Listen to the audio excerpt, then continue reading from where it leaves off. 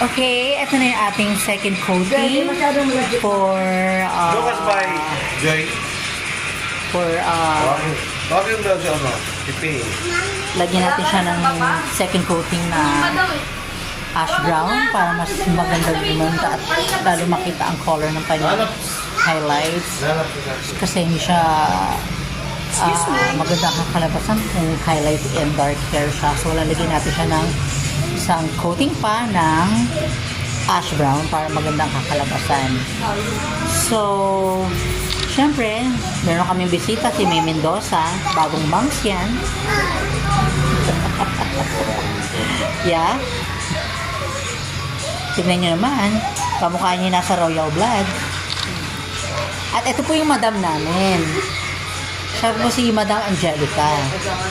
Siya pong nagmamayari ng mga isang hektaryang